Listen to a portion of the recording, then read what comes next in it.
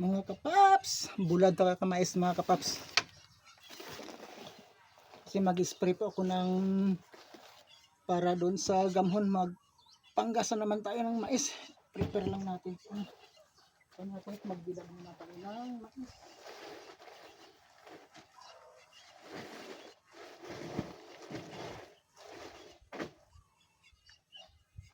Meron na tayo ditong nabilag na.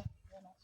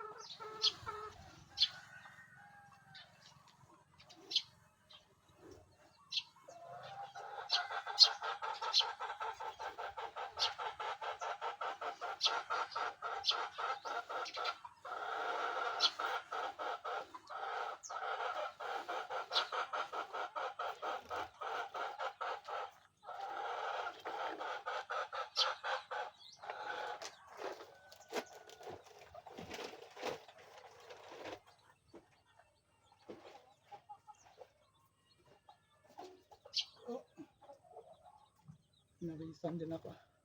Mag-spray pa kasi ako doon mga kapaps, doon sa may bukid ng sa damo. Ito yung pang-spray natin, oh. Ayan. isang galon na square off. Yan, meron na tayong nakabili na tayo ng isang galon na square off. Para makatanim tayo ulit ng mais. And dito sa bukid diskartehanay mga kapaps, sipag lang talaga. So ito yung aking sprayer. Ito yung ating electric na sprayer para hindi na mahirap mag yung mano-mano kasi nakakapagod pa mag ganun pa. Ito, on mo lang yung switch, ayos na. Ayan, ito yung ating sprayer na gamitin. Magbihis muna tayo, suot muna tayo ng buta mga kapaps. Meron kasi dito, pumunta kasi sa akin na bumili ng papaya at saka yung ampalaya ko. Mayroon pumunta dito yung bumili. Kaya medyo tinanghali tayo kasi nag-harvest pa ako ng papaya at nag-harvest pa ako ng ampalaya at saka papaya mga kapaps.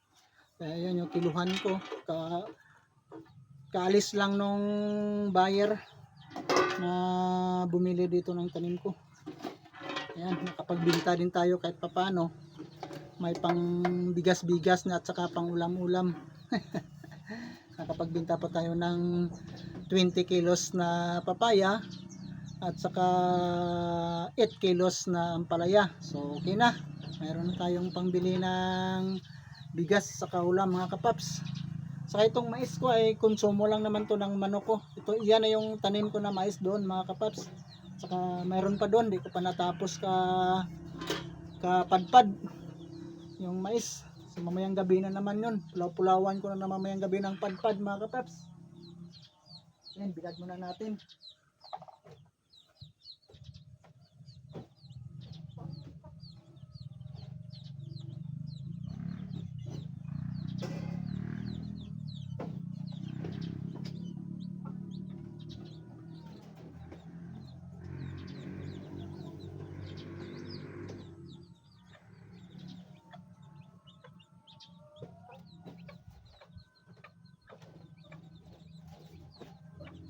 Tayo ay mag-spray na naman. Pawis na ako mga kapaps. Mainit na. Sulay na naman tayo ulit sa init. Suot mo natin yung ating buta mga kapaps. Maraming tinik-tinik kasi. Ay. Sa bukid. May sugat pa kasi itong paa ko. Naitak ko kanina. Naglinis pa kasi ako dito sa kabila mga kapaps. Naitak ko yung daliri ko. Yung paa ko. May sugat. Sakit. Pagkagising, itak ka agad yung hawak.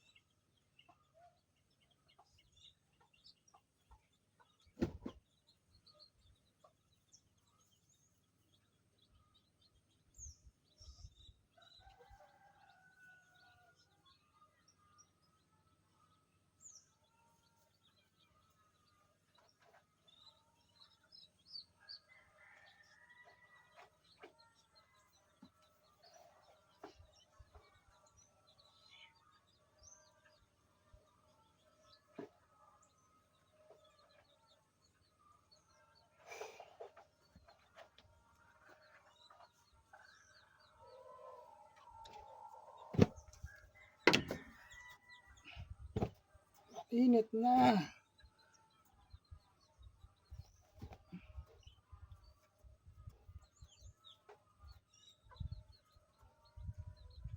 Tayo kakayod na naman doon sa bukid. Mag-spray na naman tayo mga kapaps. Ayan. Kasi dito sa likod, nalinis ko na to mga kapaps. Ayan, medyo maaliwalas na. At dyan naman ay taniman ko ng kalabasa. Yung bala ko itatanim dito, kalabasa na lang. At saka papaya.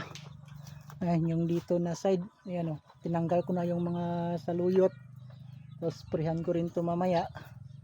Para yung mga damo mamatay na. Saka taniman natin ng papaya at saka kalabasa.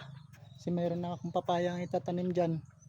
So tanim natin dito para pag tumanda na yung papaya ko dun sa kabila, doon mayroon na naman tayong kasunod dito para hindi tayo mawala ng pagkakitaan mga kapaps. So diskartehanay lang pag dito tayo sa bukid mga kapaps.